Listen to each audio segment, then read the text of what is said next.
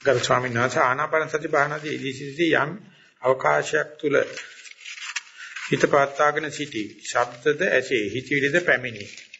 විතක්ක ਵਿਚාර සංඥාද හඳුනාගත හැකියි. එහෙත් නාමයේ කරන්නේ කුමක්දයි පැහැදිලි නැතෝ හේ සිටි.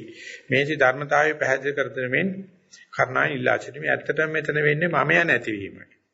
මමයාගේ තියෙන ඒ අඬු කැඩිලා. මමයා පවතින නම් රූපය වේදනා සංඥා සංස්කාර තියෙනවා. දැන් මේ රූප වේදනා සංඥා සංස්කාර පිළිබඳ යෝජනා තියෙන එකක්වත් ස්ථිර වෙලා නැහැ. ඒක නිසා මෙතන මේ මධ්‍යස්ථානයේ සංස්ථාපිත වෙලා නැහැ. ඉතින් ඒකේ සංස්ථාපිත වෙලා නැතුවට ඒ ඇති වෙන්න ඕනේ ඡායා තියෙනවා.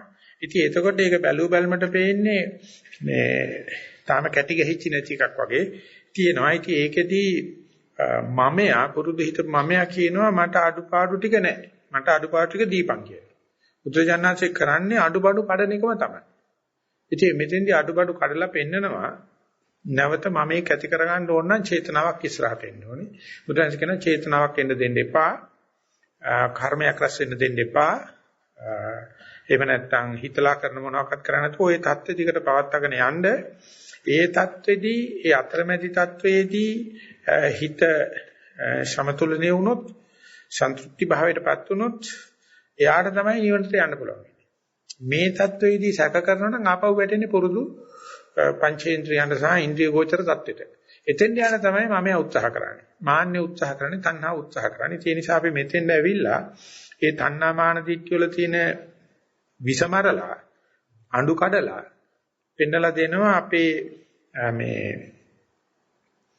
ඉස්සරහට යන්න සූදානමක් කැපවීමක් කාය ජීවිත নিরপেক্ষ කිරීම කාය ජීවිත කියන එකෙන් අදහස් කරන්නේ සක්කාය දිට්ඨියේ තියෙන නපුර දැනගෙන ඉදිරියට යන්න ලෑස්තිද කියලා. ඒ නිසා මේක අභියෝගතා පරීක්ෂණයක් වගේ. ඒක නිසා ඔහේ බලන්න සිටනවා කියන එක ඔහේ හිටි. ඒකෙන් අදහස් කරන්නේ මම නික්කමෙක් කරනවා. ඉන්නවා හිටියට යාට අඬබඬු නැහැ.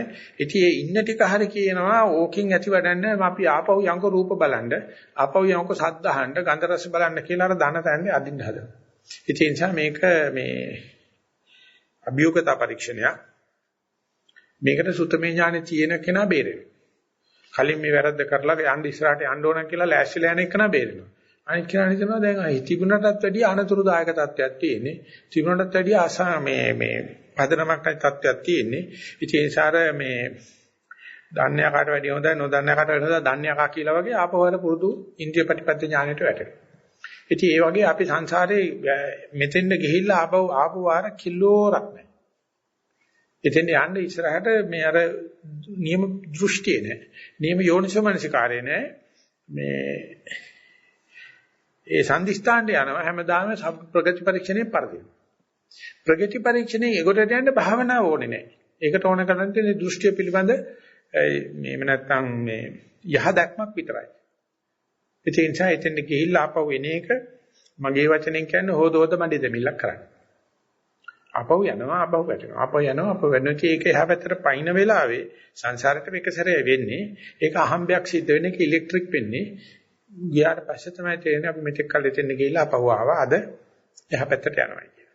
ඒ නිසා මේ භාවනාවත් ඕනේ, සුතමේ ඥානයත් ඕනේ, කලබුරුද්දත් ඕනේ, ලෑස්තිලා යන එකත් ඕනේ. අර ඔක්කොම එකතු වෙච්ච ලාක තමයි නොසලී අර වීරත්වයක් ඇති කරගෙන මේ අඩපණ වෙලා තියෙන දුර වෙලා තියෙන කෙලෙස් ඒක මේ සතිය අඩපණ වීමක්වත් සමාධි අඩපණ වීමක්වත් පරාජයක්වත් නෙවෙයි සරුවචනාංශිකේ ධර්මයේ සජීවී බවට ලකුණක්.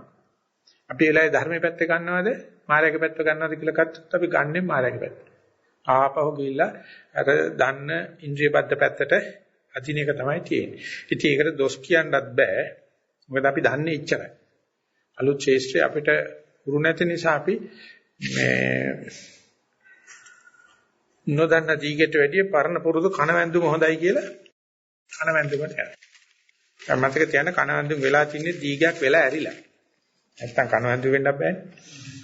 ඉවර කරන්න ඉස්සෙල්ලා මට කියන්න තියෙන්නේ මේක සඳහායි අපි කමඨාන් සුද්ධ කරන්නේ මේක සඳහායි ධර්ම සාකච්ඡා කරන්නේ අන්නේ ධර්මතාවයේ තේරුම් ගන්න මේ බුද්ධ මේ ප්‍රතිපදාවේ දක්ෂකම සාරබම තේරුම් අරගෙන එතනදී ඒ தത്വේට මොනවාක්වත් කරන්න නැතුව හොඳට හුරු කරගන්න උත්සාහ කරනවා. ඒක මගේ හැබෑ නිවහන වගේ මට උරුම තැන මේකයි කියලා කිසිම චේතනාවක් මෙහෙවීමක් නැතුව ඒක වශී කර ගන්නවා කියලා කියනවා. සිද්ධි කර ගන්නවායි කියලා කියනවා. ඉංග්‍රීසියෙන් කරන සීසනින් කියලා. ඒ සීසනින් හරහා තමයි අපි ඉදිරියට යන්න ගන්න.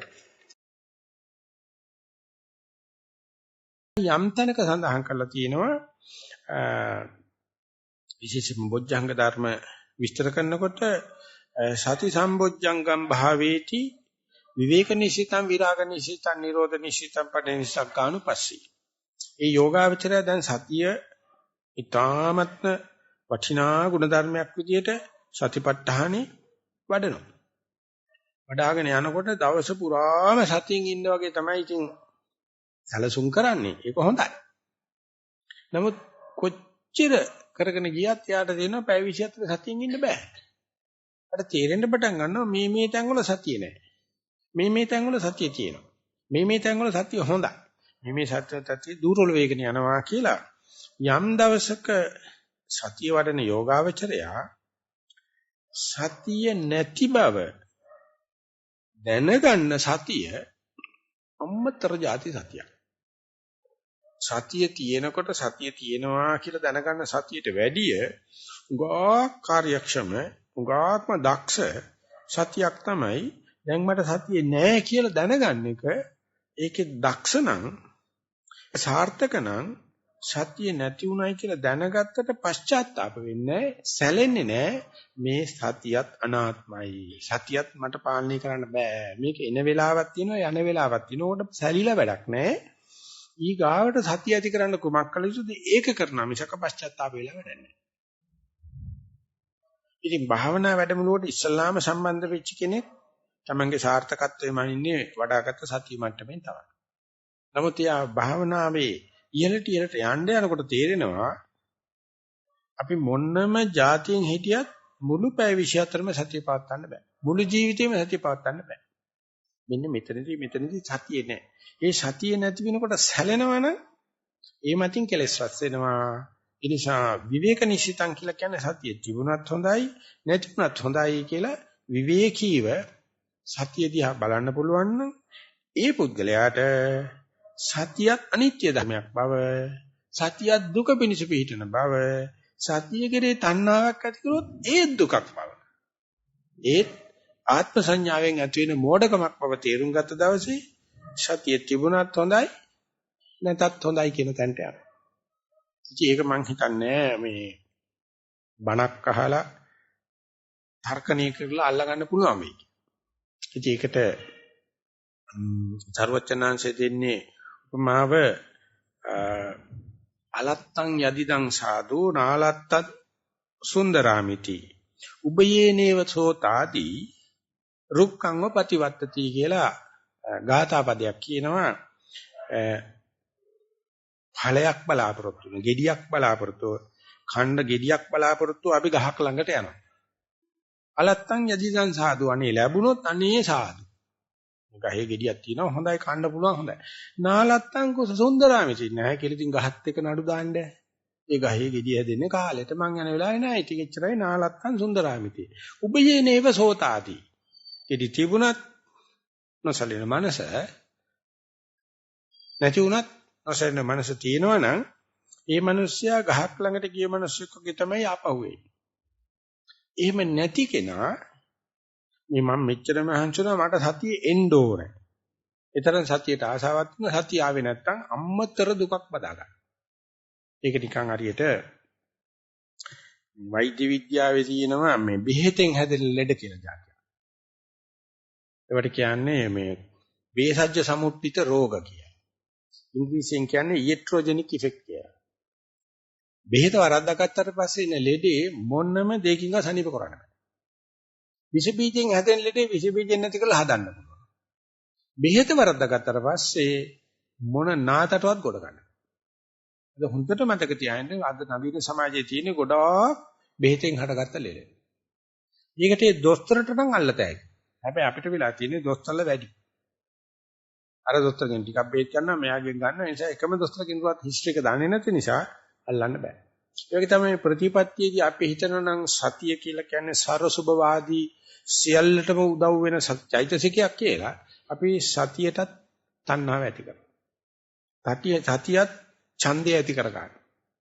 ආශාව ඇති කර ගන්නවා. අන්තිමට එහෙම වුණොත් සතිය අනිත්‍යයි කියලා පිළිගන්න කී දාසේ තද දුකක් වෙනවා. මං කියන්නම් එහෙම සතිය හොඳට පවත්තලා සතිය දැන් නැති උනායි කියලා මේ ධර්මතාවයේ දන්නේ නැති කෙනෙක් වහ බිව්වයි කියලා බය වෙන්න නම් එපා.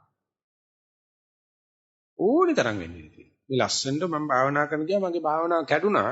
කොච්චර බෙල්ල තිබ්බයි කියවට බය වෙන්නේ නැහැ. මොකද ඒ තරම් අපි මේ ආධ්‍යාත්මික වස්තුවක් වෙන සතියට ප්‍රේම කරනවා.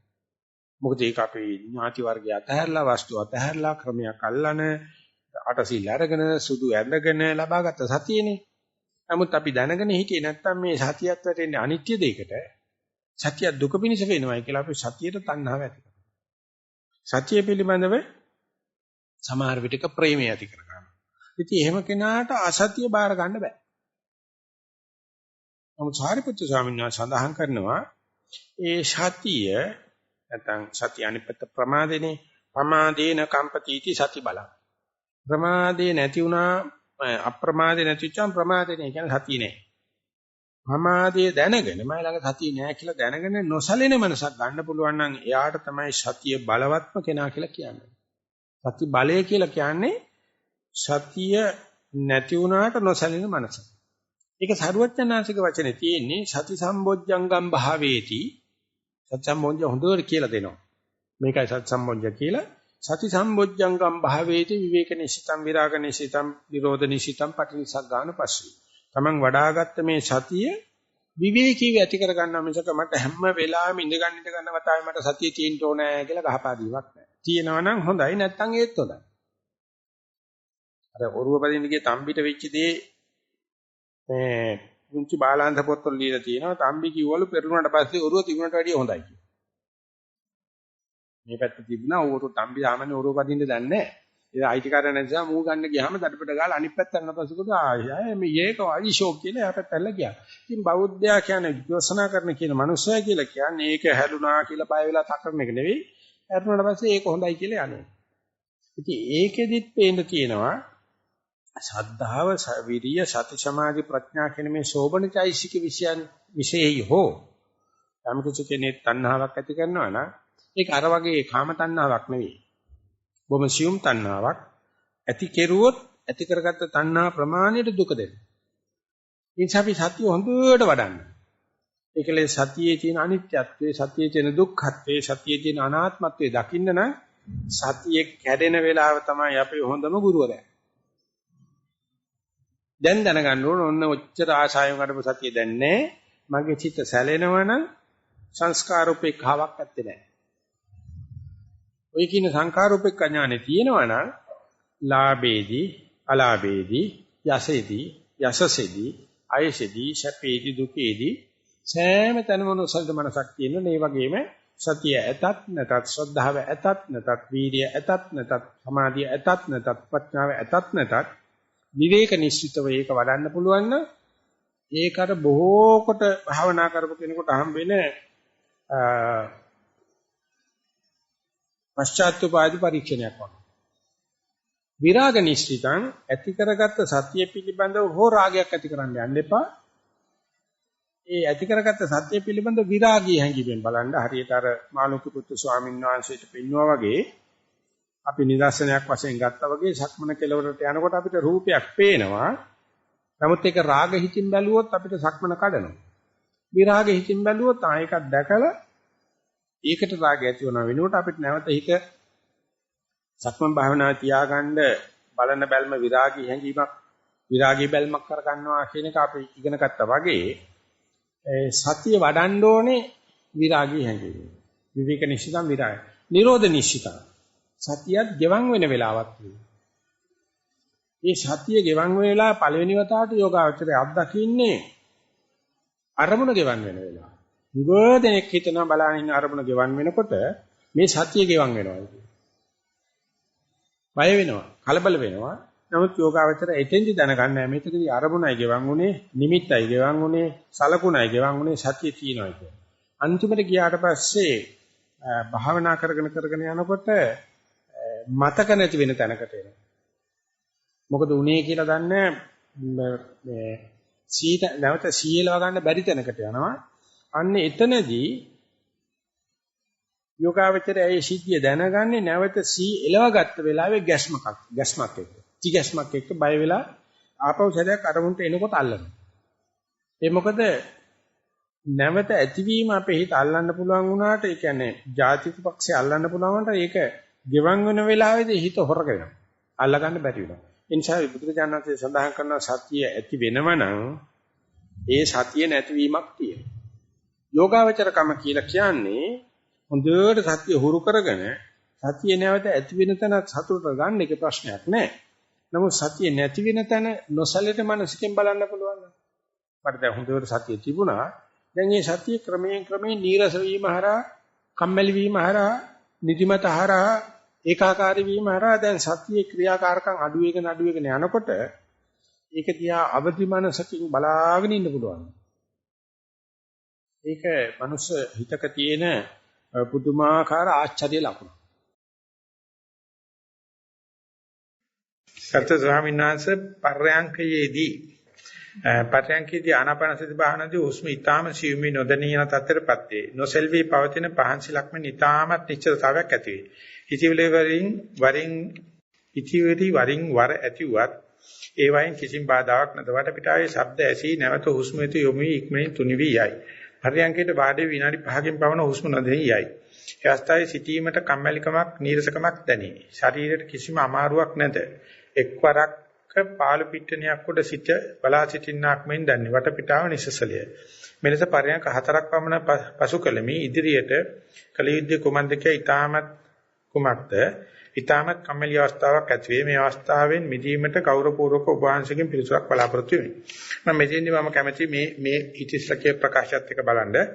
මේ එකම භාවනා ශාලාවක වැඩ කරන දෙන්නෙක්ගේ මේ තත්වයට මුහුණ දෙන හැටි. මේක මතක නම් මේක කිව්වොත් ආනාපාන සති භාවනාවේ ඉදිසිදී යම් අවකාශයක් තුළ හිත පවත්වාගෙන සිටි. ශබ්දද ඇතේ. ඊටිවිද පැමිණේ. විතක්ක ਵਿਚාර සංඥාද හඳුනාගත හැකිය. එහෙත් මා මේ කරන්නේ කුමක්දයි පැහැදිලි නැත. කොහේ සිටි. මේකට වැඩිය ටිකක් මේකේ මෝරච ගතියක් තියෙනවා.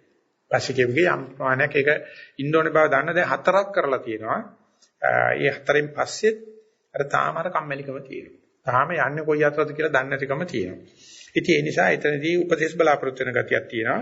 ඉතින් මෙතෙන්දි මේ දෙන්නටම මතක් කරනකොට කීත හැකි අපි මෙතෙන්ට එනකන් ගෙන ආපු යම් ශ්‍රද්ධාවක් නිසානේ අපි මේ නිජවතා භාවනා කරනවා බණ අහනවා කටයුතු කරන්නේ. දැන් ඉදිරියට යන ශ්‍රද්ධාව ඒ වගේ අනුන්ගෙන් ගත්ත ශ්‍රද්ධාවක් නෙවෙයි. මෙතනදී මේ කම්මැලිකම කඩාගෙන මේ අනිශ්චිතතාවය බිඳගෙන යන්න නම් මේ මායාවේ තියෙන ඒ මාර සේනාවල් අඳුනගෙන ෂටගති මායාවී ගති දැනගෙන මේ කම්මැලිකම නීරසකම කියලා කියන්නේ තණ්හාවේ අනිත් පැත්ත කියලා තේරුම් ගන්න. තණ්හාව තිබුණා සංසාරෙට දැන් එපා වීම එහෙනම් දැන් නිවනට. නමුත් හැංගේ හැප්පෙන දෙයක් නැති වුණාට ඒ කම්මැලිකම නිසා අපිට නැගිටලා දාලා යන්න හිතෙනවා. දාලා ගියොත් ආපහු වැටෙන්නේ ආශාව තණ්හාවට නැත්නම් මේ කබලෙන් ලිපට. ඒක නිසා මේ කම්මැලිකම හඳුනාගෙන මේකට බුදුහාමුදුරු නමක් දීලා තියෙනවා නිබ්බිදාව. නිබ්බිදාව කියන්නේ වින්දනයක් නෑ නිර්වින්දනයකටපත් වෙනවා. හිත හිරි වැටිලා. හිත මේ සීනති කරවලා. ඉතින් ඒක අර ඉදුරන් රස බල බල හිතපෙන්නට බෑන්නේ ජීවිතේ సౌందර්යය නෑ සුඛාස්වාදේ නෑ. ඒක නිසා මේ වින්දනයක් නැතිකම නිසා ලේසියෙන් ගන්න පුළුවන් වින්දනට යෑම නමුත් සර්වඥාන්සේ දකින්න ඒක ආපහු කාමයට යෑමක් විදියට. එහෙම නැත්නම් ආමිෂයට යෑමක් විදියට. ඒක නිසා මේ කම්මැලිකම හොඳයි. හැබැයි ඒ කම්මැලිකම ජය ගන්න නැති වෙන්න කම්මැලිකම එනකොටම නීරසකම එනකොටම ඒකාකාරීකම එනකොටම පාළු ගතිය එනකොටම ඒ නම කියලා මතක් කරන්න කියනවා. මට දැන් තියෙන්නේ පාළු ගතිය. මට දැන් තියෙන්නේ නීරස ගතිය. මට දැන් තියෙන්නේ ඒකාකාරී ගතිය. මට දැනෙන්නේ අසරණ ගතිය කියලා මෙනෙහි කරන්න කියනවා. මෙනෙහි කරනකොට අදහස් කරනවා මම මේක අපේක්ෂා කරපු දෙයක්. මම ආස්වාසයෙන්කොට ආස්වාසය මෙනෙහි කරුවේ උපදේශයක් වශයෙන් සතිය පිටවගෙන ලෑස්ති වුණාට පස්සේ තමයි මට පුළුවන් ආස්වාසයෙන්කොට ආස්වාසය මෙනෙහි කරන්න. ප්‍රසවාසයෙන්කොට ප්‍රසවාසය මෙනෙහි කරන්න. නැත්නම් ගිය දවසේ මම දන්නේ නැහැ. ඒ වගේ දැන් නාම ධර්ම මෙනෙහි කරන්න පුරුදු වෙනවා. කම්මැලිකම, නීරසකම, ඒකාකාරීකම, අසරණ ගතිය එව්ව ඉන්න ඕනේ මේ වෙලාවේ. ඒ එනේක මෙනෙහි කරපු ගමන් තමයි තේරෙනවා අර මෙනෙහි කිරීමේ යන්ත්‍රේ රූප ධර්ම වලට විතරක් නෙමෙයි නාම ධර්ම වලටත් බලපාන. එතකොට Tamanට විශ්වාසයක් ඇති වෙනවා මේ අසරණකමටත් මෙනෙහි කිරීම හරහා මට ඉස්සරහට යන්න පුළුවන් කියලා. හැබැයි මෙතන තියෙන සංකීර්ණත්වය තමයි කම්මැලිකම කියලා මෙනෙහි කරනකොට ඒකම නීරස ගතිය විදිහට පෙළෙන්නේ. ඒසෙන් නීරසකම කියලා මෙනෙහි කරනකොට පාළු ගතිය වශයෙන් පෙළෙනවා. ඒක ඔක්කොම එකම අම්මගේ දරුවෝ වගේ නියුන් දරුවෝ වගේ ඔක්කොමලා ද්වේෂයෙන් පටන් ගන්න කට්ටිය. මුණත් වෙනස් කරනවා. ඒ නිසා Taman දවසින් දවස මේකත් එක්ක සෙල්ලම් කරන්න. හැබැයි එකක් තියෙනවා. ඒ එන මොන ආවේගය හරි කමන්නේ නම කියලා කතා කිරීම නම් මෙනෙහි කිරීමට ඔක්කොම යටයි. හැබැයි කම්මැලිකම කියනකොට නීරසකම කියලා මෙනෙහි කරලා වැඩක් නැහැ. පාළු ගතිය එනකොට බය කියලා මෙනෙහි කරලා වැඩක් නැහැ. පාළු ගතිය එනකොට පාළු ගතිය කියලා මෙනෙහි කරනවා. බය එනකොට බය කියලා මෙනෙහි කරනවා. තිරුවන් සරණයි ස්වාමීන් වහන්සේ වර්ෂ කීපයක සමාධි ආනාපාන භාවනාදී මා තමන් සමග අමනාප හේත් self hate ද්වේෂ චරිත පුද්ගලික බව යම් යම් භාවනා කාල ඇතුළත දැනුණ පෙනුන රූප වේදනා සංකාර ආදීන් අවබෝධ කෙලිමි. ඒ මගේ පසුතැවීමට හා දුකට හේතුවක් කිය. මන්නේ ද්වේෂ චරිතයකට කුමනාන්දමේ භාවනා ක්‍රමයක්ටයි දැන ගැනීමට කැමැත්තෙමි. දැන්ට මා කරන්නේ ආනාපාන භාවනාවේ පටන් ගැනීමට පෙර මෛත්‍රී භාවනාව විනාඩි 10ක් පමණ වැඩිමේ. එසේ කරන්නේ සාමාන්‍යයෙන් Tamanට පෞලියාට අසල් වාසීන් නගර වාසීන් රට වාසීන් ලෝ සතුන්ට දිව්‍ය ප්‍රඥා ප්‍රේත තිසංගනානු පිළිවෙලටයි. නමුත් ඒ ප්‍රතිඵල සතුටුදායකයි නොදැනිමි. සමහර භාවනා කාල අවසානයේදී දැඩි ආත්මනුකම්පාවක් self pity යම් ප්‍රමාණික ශෝකයක්ද ડિප්‍රෙෂන් ඇති වේ. මේ සතරින් කවදා ඊතර වේදයි අසහනකාරී හැඟීමක්ද ඇති වේ. නමුත් වැඩිපුරම භාවනා කාලයේ අවසානයේදී සතුටුදායක හැඟීමක් ඇති වේ. මෙලෙස භාවනා දිගටම කරගෙන යාම සුදුසුද? ඒක නිසා අතර මේ වරින් වර මේ භාවනා අවසානයේ සතුටුදායක හැඟීමක් එනවනම් තමන්ටම ද්වේෂ කරන බව දැන ගැනීමෙන් ආනිසංස එන්න පටන් ගන්න තියෙනවා. ඒක නිසා ඒක අඳුනාගත් එක තමයි ජීවිතේ සංසාර කරගත්ත ලොකුම වාසනාව කියලා හිතාගෙන අනිත් මේ ළඟ ඉන්න කට්ටියට වෙලා තියෙන්නේ ඒගොල්ලොත් එතනමයි ඉන්නේ අඳුනාගෙන නැහැ. හැම කෙනෙක්ම මේ බිම්බෝම්බ තමයි. පෑගුණොත් කකුල යනවා. බට්ටෝ කියලා කියන්නේ. හැම කෙනෙක්ම ද්වේෂ චරිත ආයේ අහන්න දෙයක් නැහැ. ඔය එක්කෙනෙක්වත් නැහැ ඔය මේ අපි හිතන විදිහට සාන්ත දාන්ත තීන්ත ගුරු. ඉතින් එලා දැන් Taman දන්නවනම් ඒක බොහොම හොඳයි. හැබැයි අනික් කට්ටිය පෙන්නන්නේ අපෝ උඹට විතරයි තරහන්නේ අපි නම් හරි ෂෝක් කියාගෙන ඉන්නේ. දැන් පොට තට්ටු කරලා බලන්න ඕනේ වැඩි. ඒ නිසා මේ අඳුනා ගැනීම Taman වෙනුවෙන් තමයි ලොකම අනුකම්පාවක් ලැබෙන්නේ. ඒ නිසා මේ මෛත්‍රී භාවනාව පවා මම නරකයි කියන්නේ නැහැ. නමුත් ඒත් නැතුව කෙලින්ම ආනාපානට දාලා ඒ Tamanගෙම තියෙන නුරුස්නා ගතිය කියලා මේකට කියනවා. මම මෙහෙම කියන්නම් එතකොට සතුටු වෙන්න පුළුවන්. මම කියුවා ඔය මේ ගර්ජොෆ්ගේ චරිතය ගැන ලියපු ඔස්පෙන්ස්කිගේ පොත. ඒකෙදී ගර්ජොෆ්ට හම්බෙලා තියෙනවා රෂ්‍යාවලදී නැත්නම් මේ ෆ්‍රාන්ස් වලදී මිස්ටර් ජී කියලා කෙනෙක්. එයා ඇත්තටම ජර්මනියේ හැදිච්ච පේන විදිහට ඉන්දියන් කාරයෙක්. දුර දැනුවත් වෙච්ච මිනිහෙක්. ඉතින් ගර්ජොෆ් නිතරම ගිහිල්ලා තියෙනවා එයා හම්බ වෙන්න. ක්ලාසස් වලට ගියාට පස්සේ යා කිව්වලු සතිය කියන වචනේ නෙවෙයි කියලා තියෙන්නේ. එයා කියනවා Taman ගැන තමයි හොයන්න පටන් ගත්තට පස්සේ ලකුණු හතරක් මත වෙනවා කියලා. එකක් මේ ඉරිටේෂන්. කරන හැම දෙයකදීම Taman ඉරිටේට් වෙන්න බෑ. අනිත් එක self hate. තුන fault finding outside. හතර pedantic. pedantic කියන වචනේ මම තේරුම් ගත්තේ අකුරට වැඩ කරනවා කියන හරියට මම දන්නේ pedantic කියන්නේ සියල්ල අකුරට සිදුවිය යුතුයි කියලා හිතනවා. ඉතින් මේ කරුණු හතර ආපුවාම එයා ඒ සමාජයේ මහා බාධාවක් බාටපත් වෙනවා. මොකද හැමදේම ඉරිටේෂන් එකක් වෙන්නේ. දරුවන්ගේ වැඩත් හොඳ නැහැ. ටෙලිවිෂන් ප්‍රෝග්‍රෑම් එකක් බැලුවත් හරිය නැහැ. පත්තරෙත් හරිය නැහැ. අසල්වැසියෙත් හරිය නැහැ. මේ මිනිස්සු මේ මොකද කරන්නේ කියලා හිතන ඉරිටේෂන්. සෙකන්ඩ් එක self hate. තමන්ගේ කිසිම වැරද්දකට සමාව දෙන්නේ නැහැ. කතාවක්වත් නැති විදිහට කෙවිතක් අතේ තියාන තමයි Taman දිහා බලන්නේ. තුන අනුන් කරන හැම වැඩකම fault finding. ඉමිසුද මේට වැඩි මේක හොඳින් කරන්න තිබුණානේ. මේක මේ මමවයි කියලාවත් ගණන් ගත්තේ නැහැ. ඔන්න පටන් ගන්නවා. අනිත් එක pedantic. හරියටම මෙච්චර නීතියක් තියදී හරියට විවස්ථාවක් තියදී එකෙක්වත් හරියට කරන්නේ නැහැ. මේක අහුරට කරන්න පුළුවන් කියලා. මේ ලකුණු හතර ආවට පස්සේ මේ මිනිස්යාර එතෙක් කල් තිබුණ සම්බරභාවය කැඩිලා එයා නිකන් මේ බඩ නරක් වෙච්ච මිනිස්සෙක් වගේ, මොලේ අවුල් වෙච්ච මිනිස්සෙක් වගේ වෙනවා. නමුත් ඒ ලකුණු හතර ඒ මිනිස්යාගේ සතිය සහ අප්‍රමාදයේ වැඩෙන බවට ඒකාන්ත ලකුණු හතරක්. නෝ තුඟ දෙනෙක් එක නරකට කියවන්නේ. ඉතින් ඒක කියනකොටම මිස්ටර් ජී කියනකොටම මෙයාට ගර්ජෆ්ට අහු වෙනවා පොයින්ට් එක. මොකද එයාත් හරීම මේ ඉරිටේෂන් එකක් තියෙන මිනිස්සෙක් කිසිම දෙයක් කරුවාම කන්ටෙන්ට්මන්ට් එකක් එන්නේ නැහැ. සතුටක් එන්නේ නැහැ. එයාට පේනවා ඒක එන්නේ වැඩි වෙනවායි කියලා. ඒ වගේම තමන්ගේ වැඩ ගැන තමන් ස්වයං විවේචනය වැඩි. අනුන්ගේ වැඩ ගැන බලලා මේ ලෝකේ ඉන්න එකෙකුටවත් නිවන් දකින්න ඕන කමක් නැහැ. ඔක්කොම ඉන්නේ කාමභෝගී මිනිස්සු කරන හරියක් වැරදි වැඩ කරන්න කියලා මේ මිනිස්සුන්ගේ වැරද්ද දකින්න. ඊගාවට මේ ඊට වැඩිය මේක ලස්සන කරන්න පුළුවන්. අකුරට වැඩ කරන්න පුළුවන්. ඉතින් මේ කරුණු හතරේදී සමාජික පැත්තෙන් බැලුවොත් නරක හතරක්. නමුත් ධර්මයේ ඉදිරියට යන බවට ලකුණු. ඉතින් ඒක ඒ විදිහට අපි බැලුවේ නැත්නම් අපිට පේන්නේ එන්න සෙල්ෆ් හේට් එක වැඩි වෙනවා. ඒක තමයි මම ඊයේ ධර්ම දේශනාවත් මතක් කරේ. කාමභෝගී පුද්ගලයාට තියෙන්නේ සංසාරයට බැඳෙන්නේ ආසාවෙන්. සීලයකට ගිය ගමන් ද්වේෂය. ඒ හැටි සීලයට ගිය ගමන් කාමභෝගින් දිහා බලනකොට වෙන්නේ නිරිසත්තු වගේ. සිල්වන්තයාට වෙන්නේ කාමභෝගී මනුස්සයා දිහා බලනකොට මේ අපායේ ඉන්න නිරිසත්තුගේ මුගේ වැඩිම කාමෙමයි. මම කවදම මිනිස්සු වෙයිද කියලා හිතෙනවා. නමුත් එතන ඉඳලා ආපු බව මතක නැහැ. මං ආවෙත් එතන ඉඳලා තමයි. ආහනේ එතනදී කල්යාණ මිත්‍රින්ගේ නියම අර්ථකථන නොලැබුණොත් ඒ මනුස්සයා නන්නත්තාරයි. වැඩෙන්නේ අවයනස් එක. වැඩෙන්නේ සතිය. නමුත් ස්වයං විවේචනයත් එක්ක මේක යන්නේ. ඉතින් ඒ නිසා මේ වෙලාවට ඒක මම දෙන්න දර්ශනේ තමයි බඩදරුවෙක් වෙනාට පස්සේ අම්මා කෙනෙක් පළවෙනි වතාවට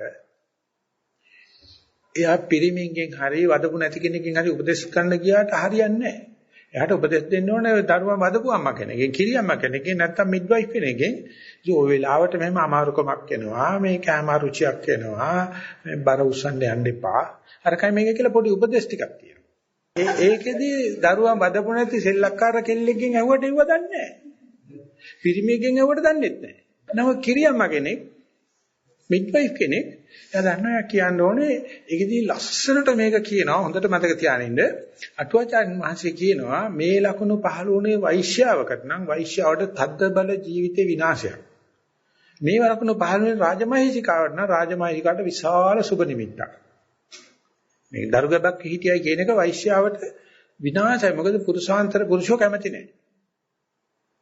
රාජමහේසිකාට කැමතියි.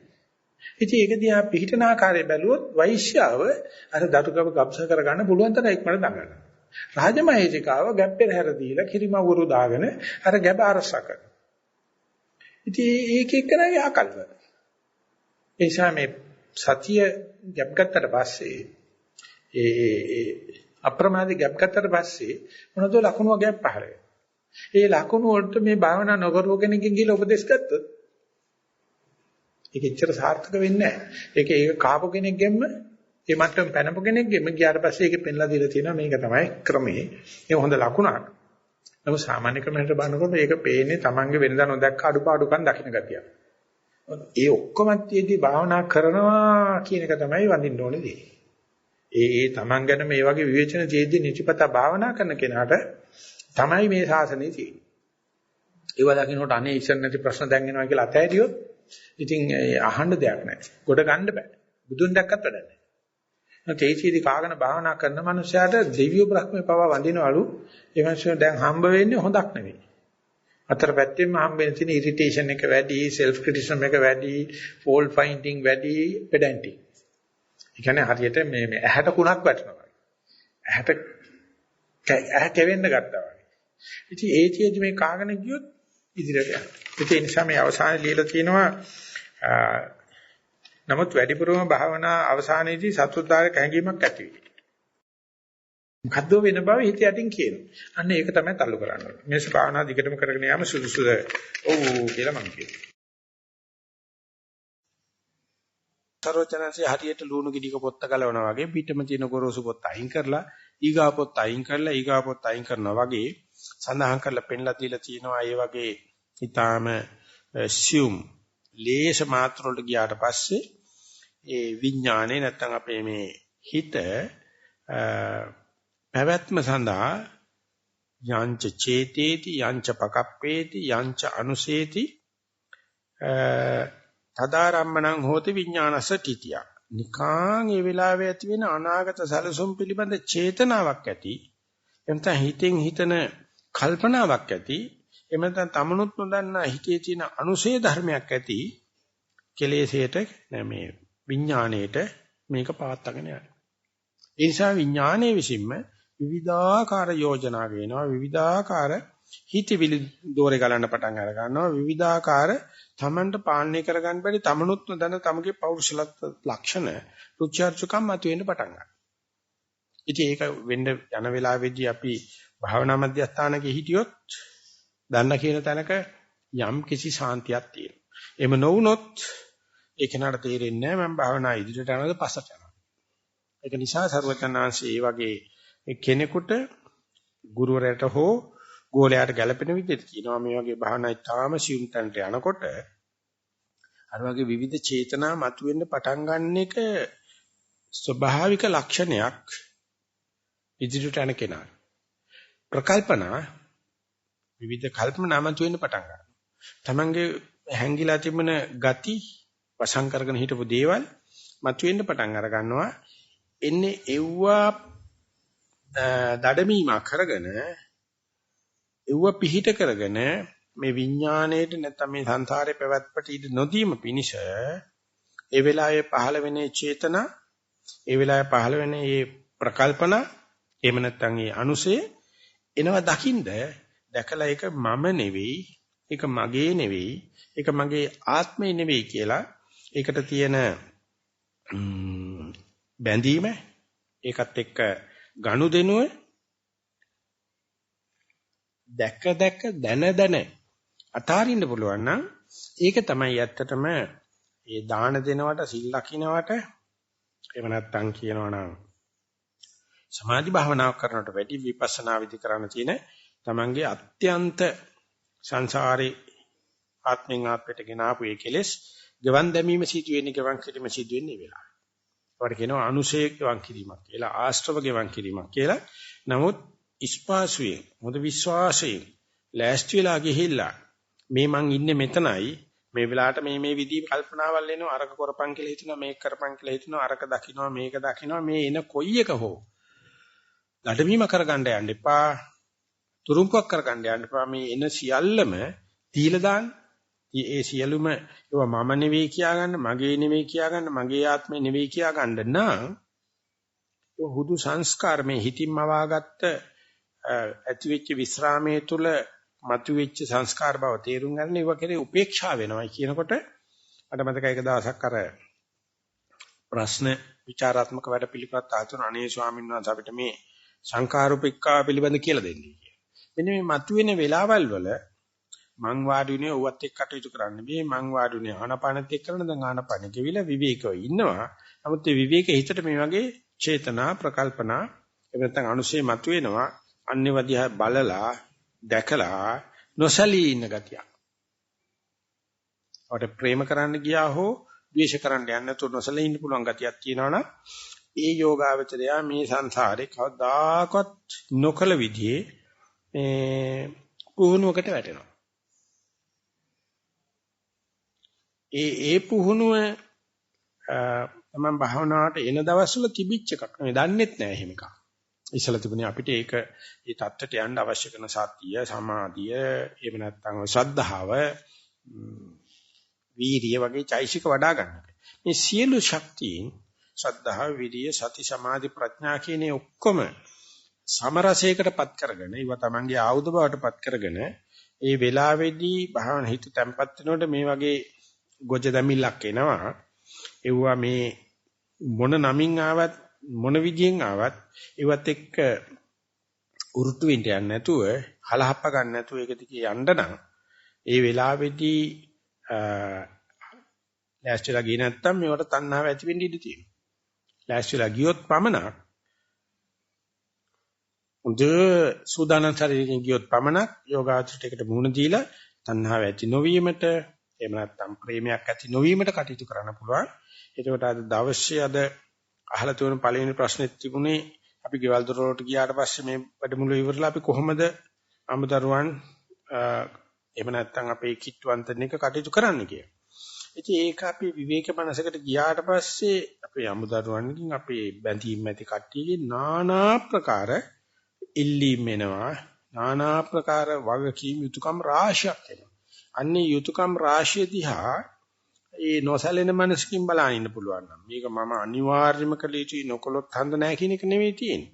තමන්ට කරන්න පුළුවන් හරියක් තියෙනවා බැරි හරියක් තියෙනවා. ඒ නිසා ඒකට මේ මධ්‍යස්ථ මනසකින් බලන එක බාහිර ලෝකයේ මේක වෙනවා වගේම භාවනා මනසකට ගියාට පස්සෙත් හිතෙන් එනවා විවිධාකාර යෝජනා. විවිධාකාර සැලසුම් විවිධාකාර ඉදිරි වැඩපිළිවෙළවල් ඒව ඔක්කොම ක්‍රියාත්මක කරන්නත් බෑ. ඒව හුඟක් කරාට මනෝ විකාර. අන්න ඒවයිදී පවු නොකරන එක විතරයි ප්‍රධාන දේ. මේවත් එක මොන විදියෙන් හරි හිතට දෙයක් එක කැමැත්තෙන් ගැටුනොත් දුකට හේතු වෙනවා. නොගැටි ඉන්නත් බෑ අතෝරක් නැතුව ඉන්න පටන් ගන්නවා. ආන්නේ අතෝරක් නැතුව එද්දි ඒක දිහා නොසල්නී බලාගෙන ඉන්නකොට මුනදි හරි අමාරු. ඒක නිකන් මේ ගඟක් වතුර පහට ගලද්දී තමන් ඉහළට ගඟ දිගේ ඉහළට පටිශෝතගාමීව පීනනවා වගේ. පොළොව පල්ලෙහාටදී ඉහළට පීනනවා වගේ. ඉතින් ඒක කරන වෙලාවෙදී තමයි මතක තියාගන්න ඕනේ මේ ඔක්කොම සුහද විදියට මිත්‍ර ස්වරූපයෙන් අභිවෘද්ධිය සලසමින් වගේ විවිධ යෝජනා එනවා. කොයි එකකින් නැත්නම් කොයි එකට අපි හේතුණත් වෙන්නේ මොකක්ද? අර හිතේ තියෙන විවේකේ නැති වෙලා අපි මනෝපුබ්බංගමා ධම්මා මනෝසෙට්ටා මනෝමයා කියන විදිහට මනස පූර්වංගම කරගත්ත මනම ශ්‍රේෂ්ඨ කරගත්ත මනෝමය ධර්ම කොටකට යට වෙනවා. ආනේ එතන තමයි අපිට මේ භාවනා වැඩමුළුවේ ඉන්න කට්ටියක පැත්තෙන් බලනකොට පවු නොකර සිටිනවා කියලා කියන්නේ මොන්නම දෙයකින්වත් ඉවුවට භූමිටි තියන්න යන්න එපා. ඒවා දඩමීම කරගන්න යන්න එපා. තුරුම්ප කරගන්න යන්න එපා. කරන්න නැතුව පුළුවන් තරම් ගැළවිලා පවු නොකර මට්ටමින් බලන්න ඉන්න පුළුවන් නම් ඒක ඒ පිළිබඳ පුහුණුව මිනිස්සුෙකුට පමනක් කළ හැකි අති ශ්‍රේෂ්ඨ කටයුත්තක්. ඒකට පරිසරය සකස් කර ගන්නවා කියන එක ලේසිත් නෑ. ඉතින් ඒ නිසා ඒ වෙලාවේදී ඇතිවෙන ඒ මානසික තත්ත්වය බුදුරජාණන් සඳහන් කරන්නේ ඡාග පටිනිස්සග්ග මුච්චි අනාලයෝ කියන වචන හතරයි. ඡාග කියලා කියන්නේ එන දේවල් දීලා දාන්න, ත්‍යාගවන්ත වෙන්න. එකක්වත් අනේ මට භාවනාව හොඳට හරි කියන නිසා මට අසවල් ඥාන පහළ වුණා, අසවල් අභිඥා පහළ වුණායි කියලා මේ ඔක්කොම මම කියා ගන්න ගියොත් ත්‍යාගවන්තකමක් නෙවෙයි තන තියෙන්නේ. ඡාග පටිනිස්සග්ග කියලා කියන්නේ අතහැරීම. මුත්‍ති කියලා කියන්නේ මිදීම. අනාලයෝ කියලා කියන්නේ ආලය හැරපීම. මේ වචන හතරමයි බුදුහාමුදුරුවෝ දාන දෙනකොටත් කියන්නේ. අපි කාට හරි දාන හැන්දක් දෙනකොට ඒ දාන හැන්දෙත් මේ දස දාන වස්තු දෙනකොටත් කියන්නේ ඡාග, පටිනිස්සග්ග, මුත්‍ති, අනාලය. ඒ හතරමයි අර අනුශේ කෙලස් කියලා දාමන. එහෙම නැත්නම් උපදි විවේකයට ගිය කෙනා ඒ හිතේ මතුවෙන ඒ විවිධ චේතනා, විවිධ ප්‍රකල්පනා, විවිධ අනුශේ ධර්ම මතුවෙනකොට ඡාග, පටිනිස්සග්ග, මුත්‍ති, අනාලය. දුක්ඛ නිරෝධ ගාමිනී ප්‍රතිපදාව කියන්නේ දුක්ඛානුපස්සනාවයි කියලා පිළිගත්තට පස්සේ ඔය බුරුම ඥාන මේ පණිදාභිවංශ ස්වාමීන් වහන්සේ ලස්සන ක්‍රමයකට ඒ දුක්ඛානුපස්සනාව ඇත්තටම අනිච්චානුපස්සනාව දුක්ඛානුපස්සනාව අනාත්මානුපස්සනාව තුනම පෙන්නනවා. මෙන්න මේ වගේ අනුපස්සනාවක පැතිකඩ තුනක් තියෙනවා. දුක්ඛානුපස්සනාව කියනකොට දුක්ඛ ලක්ෂණය කියනක තේරුම් අරගන්න ඕනේ. ඊට පස්සේ දුක්ඛානුපස්සනාව කියන දුකානුව බලන දෘෂ්ටි කෝණය තේරුම් ගන්න ඕනේ. එතකොට ඒක සාර්ථක වෙච්ච කෙනාට හම් වෙන සුබ ලකුණ තමයි දුක්ඛානුපස්සන ඥානෙ. ඒ නිසා ඒ දුක්ඛානුපස්සන කියන මාතෘකාව යටතේ අද ධර්ම දේශනාව ඉදිරියට යන්න ගත්තොත් දුක්ඛ ලක්ෂණය කියන එක වෙන විදිහට කියනවා නම් මේ දුක මේක අනිත්‍ය නෙවෙයි, අනාත්ම නෙවෙයි, මේක සතිය නෙවෙයි, මේක සමාධිය නෙවෙයි, මේක රූප නෙවෙයි, මේ දුක කියලා අනිකුත් සන්දර්භයන්ගෙන් දුක කැපී පෙන්නන සුවිශේෂී ලක්ෂණක් තියෙනවා. ඒ සම්මත ලෝකයේ අනිකුත් ධර්මතාවලින් මේක නාම ධර්මයක්. අනිකුත් රූප ධර්ම නාම ධර්ම වලින් වෙන්කොට හඳුනන ඒකට ආවේනික වූ සුවිශේෂී ලක්ෂණයක් තියෙනවා. ආන්නේ ලක්ෂණය අපි දකින්නවද දැකලා තියෙනවද? එහෙම නැත්නම් අපි මේ කියන දුකත් ඔය කියන ලක්ෂණයට ගැලපෙන එකක්ද? එහෙම නැත්නම් අපි පුරුදු තාලට අපි නිර්වචනය කරපෙකක්ද කියලා දැනගැනීමේ අදහසින් දුක්ඛ ලක්ෂණය පෙන්වන්නේ අභින්න පටිපීලනතා. නිතරම පෙළන ගතිය. අභින්න කියන්නේ අතරක් නැතුව. භින්න කියලා කියන්නේ බිඳි බිඳි කියන එකයි, කැඩි කැඩි කියන එකයි. අභින්න කියලා කියන්නේ එහෙම නැතුව පටිපීලනතාවය කියන පෙළනවා. කියන්නේ කුල්ලක දාලා පොළනවා වගේ. නැත්නම් ගින්නක දාලා එහා පැත්ත මෙහා පැත්ත පලහනවා පණ තියෙන කෙනෙක් පුදුමාකාර පෙළිල්ලක් තියෙනවා. ඒ නිසා දුකේ තියෙන්නේ අන්නේ වගේ කිලෝරක් නැතුව අතරක් නැතුව ඉසුඹුලන්ඩ චිත්තක්ෂණයක් හිට නොතබා දිගටම පෙළෙනවා. ඉතින් මේ පෙළීම අපිට අදිමාත්‍ර වශයෙන් වැටහෙනවා. ඔය දතක් කලවන්න කියලා ඉන්ජෙක්ෂන් එකක් ගහනකොට කට හයියෙන් අල්ලලා ගර්ලවල දත අම්බරලා ගන්නකොට එනතන හතුරෙක් ඇවිල්ලා අපිට ගහලා අතප්පයක් කරලා දානකොට අදිමාත්‍ර දුකක් දැනෙනවා. ඉතින්දී පේනවා මේ පෙළීම කියන එක. ඒ වගේම නිදර්ශන නොදුන්නට ගොඩාක් අපිට ජීවිතේ ඒ දුක දනවන ඒ පෙළීම් අපි ශෝකාන්ත චිත්‍රපටිවල ශෝකාන්ත නවකතාවල ඒ පෙළීම් කැපිපෙන්න හරි ගසලා තියෙනවා. ඒවා අදිමාත්‍ර වශයෙන් තියෙනවට ඒවට දුක්ඛ කියලා කියනවා. ඒක ඉතින් කාටවත් කියලා දෙන්න දෙයක් නැහැ. ඒක දකින්නකොටම ඒ දුක කියන එක පේනවා. ඒක නිසා මේ පෙළීම් පැත්තෙන් බලනකොට ආගමක වෙනසක් නැති අසුවිරු ඥාන ඇති නැති වෙනසක් නැති ඥාන පිළිබඳ වෙනසක් නැති කාටවත් පෙළෙන දුක් වර්ගයක් තියෙනවා. ඒවා තමයි ජාතිපි දුක්ඛ, ජරාපි දුක්ඛ, ව්‍යාධිපි දුක්ඛ, මරණපි දුක්ඛ, අප්පේ සම්පයෝගෝ දුක්ඛ, පියේ විපයෝගෝ දුක්ඛ බොහෝම ප්‍රකටයි. නමුත් ඒ දුක්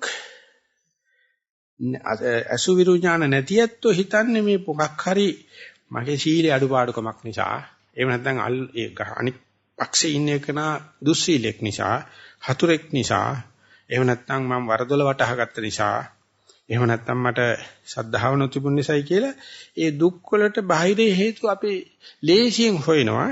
හොඳට සුතමේ ඥානෙ නැති කෙනා. අපි හරිම දුකයි. ඒ කියන්නේ අතිමාත්‍ර දුකක්. නමුත් ඊට වැඩිය යම් කෙනෙක් මේවත් නම් හේතු තියෙනවනේ මගේ දුස්සීලකමක් නිසා මට කවුරු හරි අල්ලන ගන්න.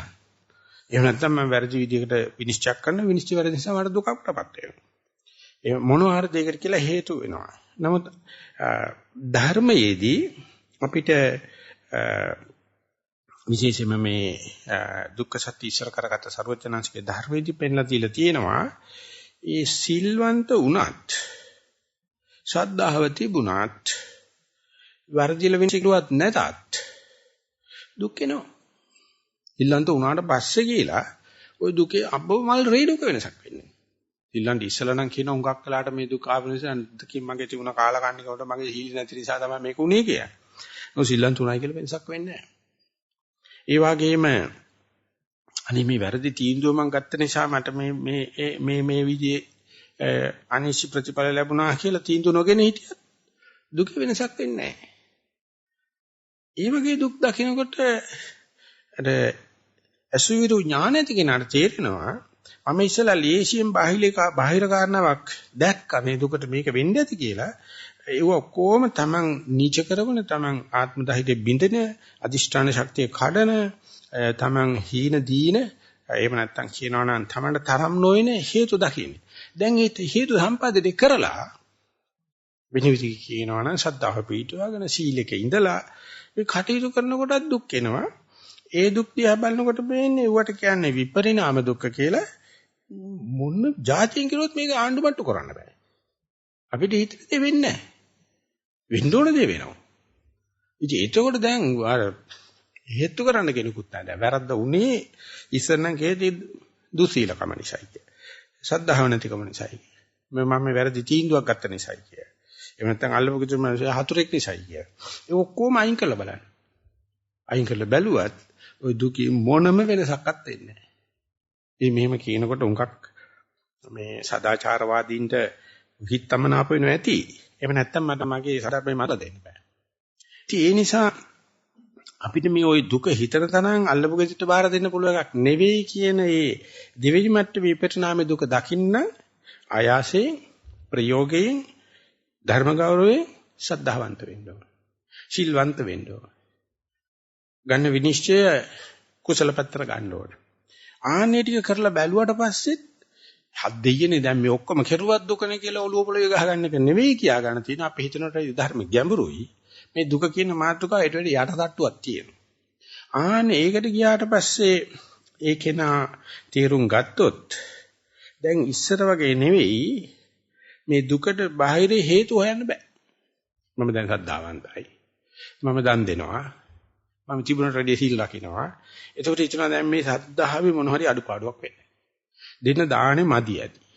එහෙම නැත්නම් රකින්න සීලෙ මේට වැඩි උග්‍ර කරන්න පුළුවන් ඇති කියලා දැන් මෙයාට මේ යෝගාවචරයාට මේ ජවනිකාවේ කෙලවරක් දකින්න නම් ශ්‍රද්ධාව පුළුවන් තරම් වැඩි කරමින් යන්න. ඒ වගේම ධර්ම ගෞරවය සීලේ සැක කරන ගති නැති කරලා මේ දැඩි කුසල ඡන්දකින් කරගෙන යන්න අර ඉස්සල්ලා වගේ අදිමාත්‍ර දුක්ම නෙවෙයි සාමාන්‍ය පරිත්ත මට්ටමේ දුක් වෙනවා.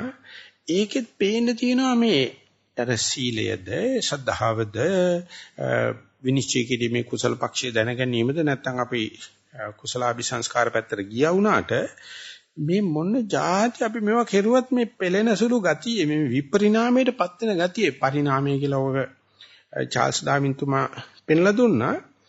නිට්ටයව තියෙන්නේ මුන්න තාලෙන්වත් තියෙන්නේ. ඉතින් අර විදියට ඉස්සර නම් අනුන්ගේ දෝෂයක් අල්ලපු ගෙදරට එන ගහපන් කියා හිටියර දැන් එන ගහන දෙයක් නෑ. මොකද තමන් කරන කොටත් ඒක තිබුණත් එනවා. අන්න ඒ මට්ටමේදීදී මේ සීලය තවත් වැඩි කරලා බලන්න ඕනේ. ශ්‍රද්ධාව තව වැඩි කරලා බලන්න ඕනේ. දැඩි අධිෂ්ඨානය කරනවා ධර්ම ගෞරවයෙන් කරන්න ඕනේ. කාටවත් දොස් කියලා වැඩක් නැහැ කියලා. එහෙම කරගෙන යනකොටත් ඒ පුද්ගලයාට අර සීලයේ උග්‍ර භාවය නිසා නැත්නම් සීලෙන් දෙන්නේ අධි සීලයක් වාටපත් වෙන නිසා බාහිර හේතු වන්නේ යන්නේ නැති නිසා හිත වික්ෂිප්ත භාව අඩු වෙන්න ගන්නවා. එහෙම නැත්නම්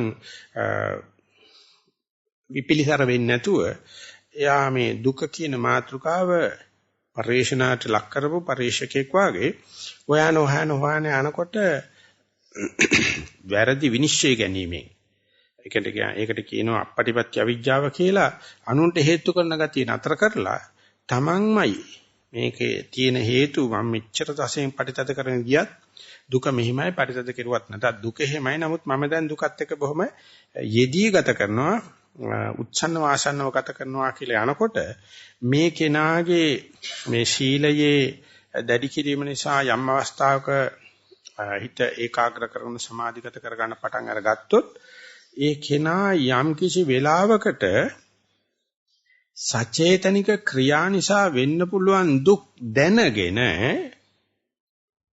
සචේතනිකව කරන කායික ක්‍රියා සචේතනිකව කරන වාචසික ක්‍රියා සචේතනිකව කරන මානසික ක්‍රියා හික්මිය ගන්න එක මම කාටවත් යදින්න දෙයක් නැහැ. මම උපරිමයෙන් කරලා බලනවා. ඒත් දුක එනවා. කරගෙන යනකොට එයාට තේරෙන්න පටන් ගන්නවා. ඒකයි මම කියන්නේ මට අත්දැකීමේ හැම කෙනාගේම අත්දැකීමේ සහයෝගය මේක මේ සන්දර්භේ ගොඩනගීමට අවශ්‍යයි කියලා. ඒ පෙළෙන ගතිය අඩුගමක් පේනවනේ බෑ නැති වෙලා යන්නේ. වෙනසට වැඩිය අඩු මට්ටමකටපත් කරන්න පුළුවන්. නමුත් පාලනය කරන්න බෑ. නැති කරන්න බෑ. මම නිදර්ශනයක් වශයෙන් ඒක ඊට වැඩිය මට දෙන්න නිදර්ශනයක්වත් නැහැ. ඒකම තමයි තියෙන්නේ.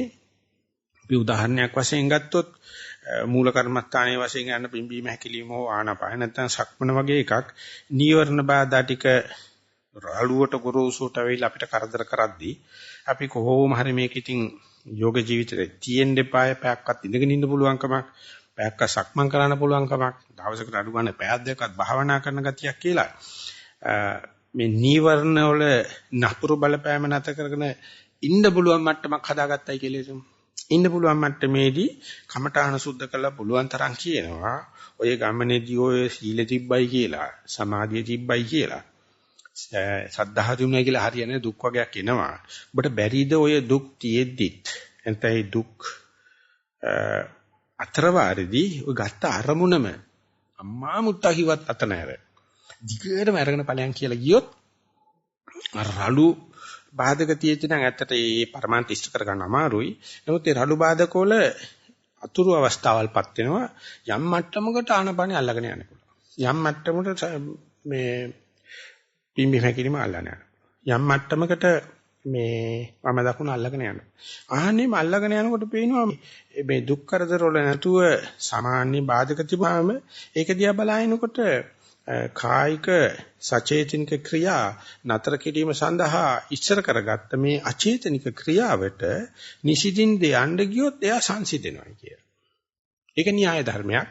ඒ න්‍යාය ධර්මයට මේ යෝගාවචරය අඬාගෙන බෑ කියා ඥාරජුරු ගගා කොහොම හරි භවනා සාර්ථකත්වය හරහා වැටෙනවා. සමහරු ඉතින් වරුවේ මේ පරියන්කෙන් දෙකකින් වැටෙනවා. සමහරු දවස් දෙක තුනෙන් වැටෙනවා. සමහරු මාස දෙක තුනෙන්, සමහරු අවුරුදු දෙක තුනෙන්, සමහරු ජීවිත කාල දෙක තුනකින් හරි පිළිගන්න සිද්ධ වෙනවා. මේ බාධක සියල්ල නැතිවීම නෙවෙයි ආනාපාන සංසිඳනයි කියලා කියන්නේ. බාධක අතරමැදත් ආනාපානත් එක්ක givisගෙන ගියොත් ආනාපානේ සංසිඳනවා.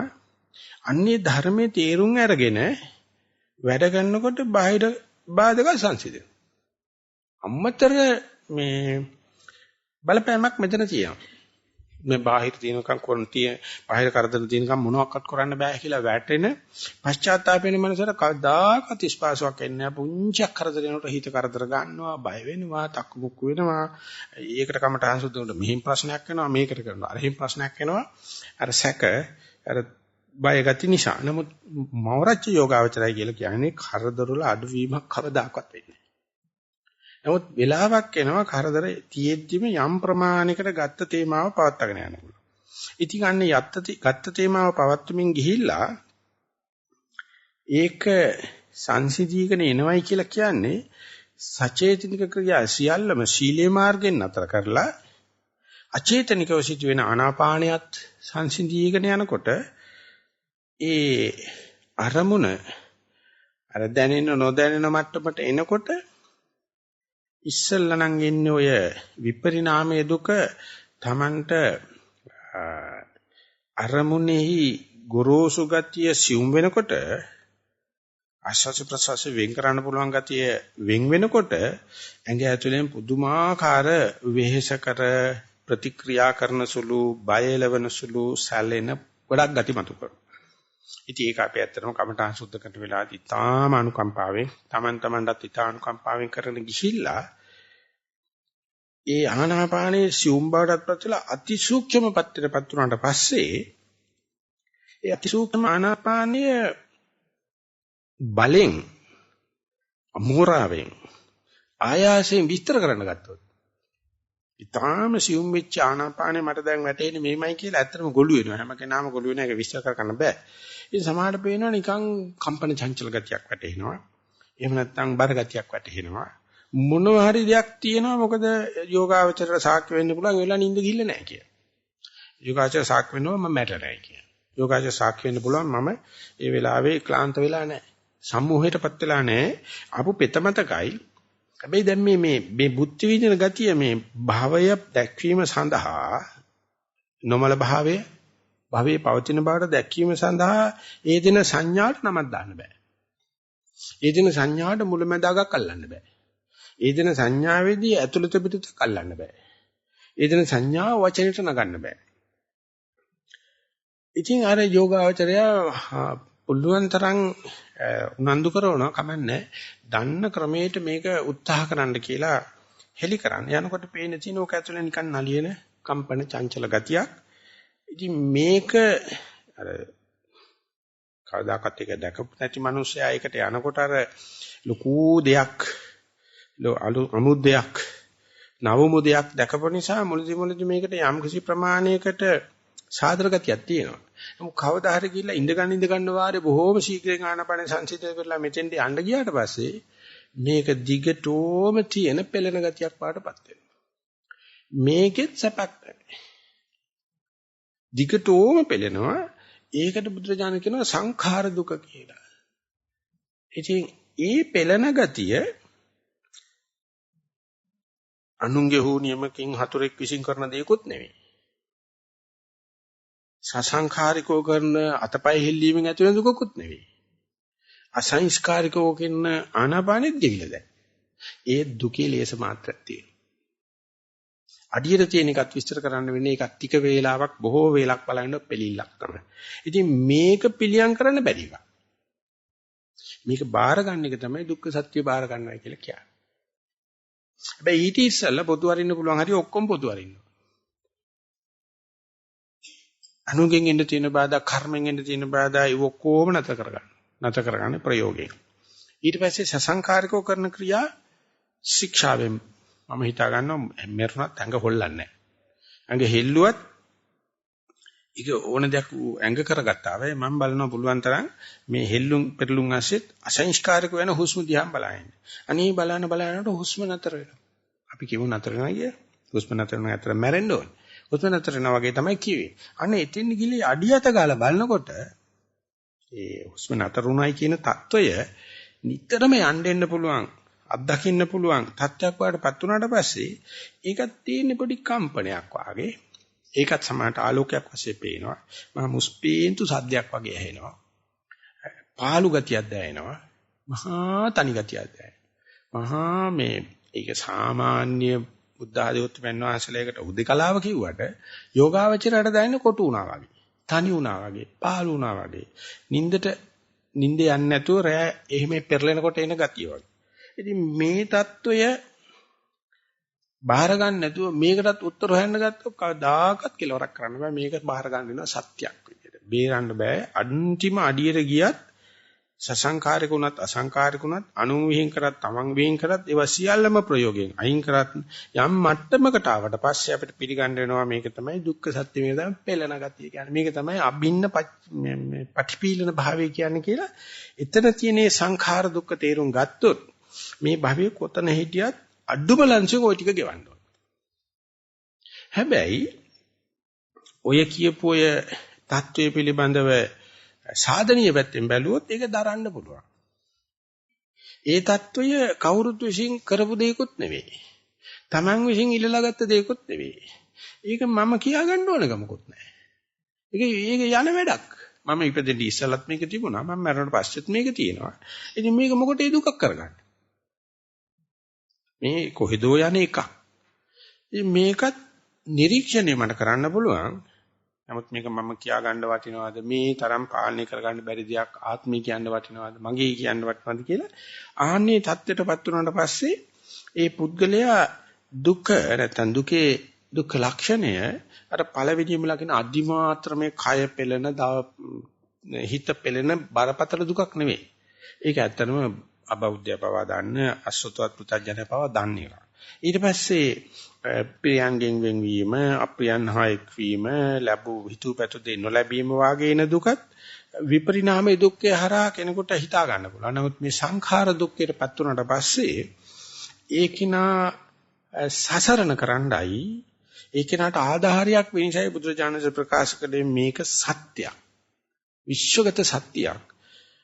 මේක පිළිගත්තොත් මේක නැති කිරීමට කටයුතු කරන්නෙත් නෑ මේක අසවලා විසින් කරපු එකක් කියන්නේ යන්නෙත් නෑ මේක ලැබිච්ච නිසා මම කහලා කන්නේ වුණා කියන්නේ යන්නෙත් නෑ අයියෝ මට වෙච්ච දෙය කියලා කියන්නේ යන්නෙත් නෑ ආන්නක පිළිගත්ත දවසට එයාට වැටහෙන මේ දුක්ඛ ලක්ෂණي තාම අඩුලංශු.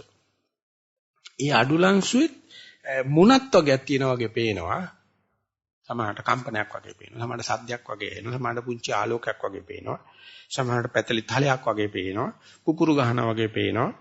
නානා විදියට මේක පෙනුනට ආනේ දුක්ඛ ලක්ෂණය හඳුනාගෙන මේක බුදුහාමුදුරුව අවබෝධ කරුවොත් ඔහොමම තමයි. මහරහතන් වහන්සේලා අවබෝධ කරුවොත් ඔහොම තමයි. රහතන් වහන්සේලා අවබෝධ කරගන්නෙත් ඔහොම තමයි. ආර්යයන් වහන්සේලා අවබෝධ කරගන්නෙත් ඔකම තමයි. ඉතින් මමත් මේක මෙතෙන්ට ගියාට පස්සේ තවදුරටත් මේක කොනහන් නැතුව මේක තමයි දුක්ඛ ලක්ෂණය කියන්නේ අතරක් නොතබ පෙළෙන ගතියක් මේකේ තියෙනවා කියලා මම මේ ඊටාම ගැඹුරු සමාධියකදී ලබාගත්ත මේ අතරක් නොතබ පෙළෙන ගතිය මේ නැගිටලා සක්මන්ට යන අතරවාරදී නැද්ද කියලා බැලුවොත් ඒත් තියෙනවා.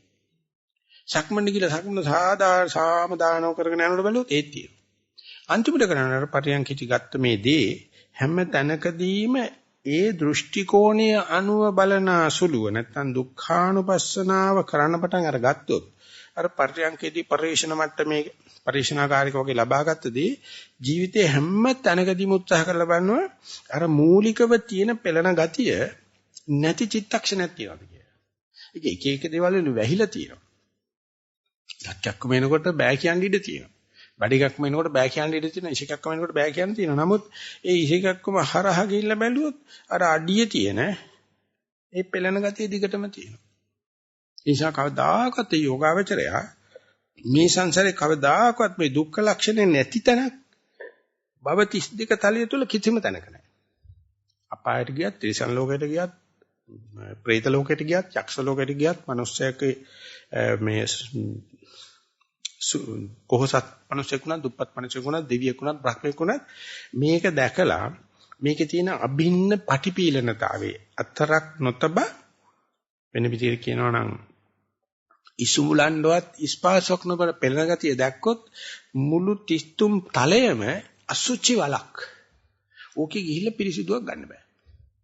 හැබැයි අසුචි වලක් බව තේරුම් ගත්තට පස්සේ ඕකට ඔටුනු පණ දෙන්න යන්නේ නැහැ. මම ලොකු තැනක ඉන්නවා කියා ගන්න යන්නේ. ඒ නිසා හැම තැනම බලනවා මම ওই බලාපොරොත්තු වෙන මේ ජීවිතේ උස්සස්ම තත්ත්වයටපත් වුණාම මට ඔය පෙළන තත්ත්වෙන් වෙන් වෙන්න පුළුවන් වෙයි.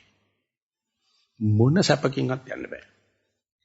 මොන නිලයකින් යන්නත් බෑ. ඒ වගේ අපිට පුංචි වෙලාවක් උහුරතල් කරගන්න පුළුවන්. අර අම්මා එනකන් තාත්තා බබා අඬනවට සූපුව කටට දෙනවනේ. බබා ඉතින් ටිකක් වෙලා එනකන් අඬන්නේ නැති වෙනවා සූපුව කටේ තියෙනවා. බඩ පිරෙන්නේ නැහැ. ඒ වගේ තමයි මේ අභින්න පච්චවෙක්කන අභින්න පටිපීලනතාවයේ හරහා බැලුවොත් අපි බුදුහාමුදුරුවෝ සඳහන් කරන විදිහට ගමනක් යන්නේ ඉස්සරලත් ගමන ගිහිල්ලා ආවත් කිසිම වෙනසක් නැහැ පටිපීලනතාවය. ලෙඩක් වෙන්නේ ඉස්සරලයි ලෙඩක් වුණාට පස්සේ කියලා කිසි වෙනසක් නැහැ. බඩ පිරෙන්න ඉස්සරලයි බඩ පිරුණාට පස්සේයි කියලා වෙනසක් නැහැ. මේ සීතලයි මේ උණුසුමයි කියලා පක්ෂයක් නැහැ.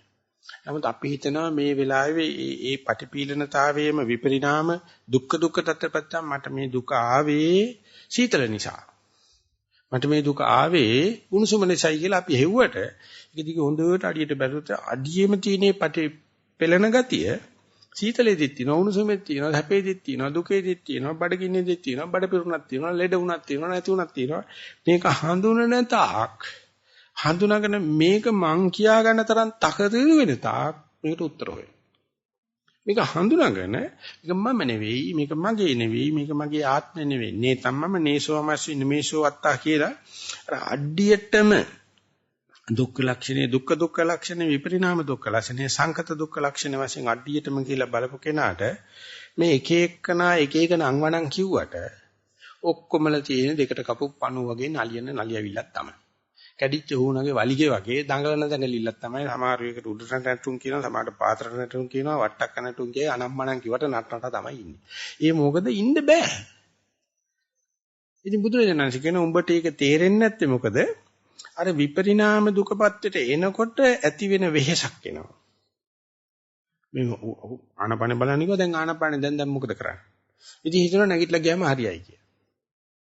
එහෙම නැත්නම් වෙන අරමුණක් ගත්තොත් හරියයි කියලා. ආන්නේ අරමුණු මාරු කිරීම සාහිරියව මාරු කිරීම තියෙන තාක් කල්යාට අර සංඛත භාවයට අත්‍යාම අඩියට යා ගන්න බෑ. ඒ නිසා දුක්ඛ ලක්ෂණේ ඉරියව් වෙනස් කිරීම නිසා ඉරියාපත මාරු කිරීම නිසා වැහෙනවා.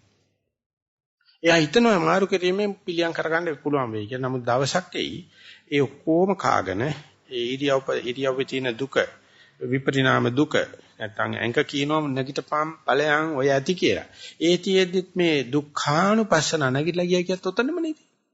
නැගිටලා ගියාට පස්සේ පොඩි වෙලසකට මේ අර කසන රෝග හැදිච්චාම කහනකොට ටිකක් ඔය සුද්ධියක් දැනෙනවා. නමුත් ඊටකොට වෙන්නේ මොකද අරක තවත් පොඩි ගලනකයි.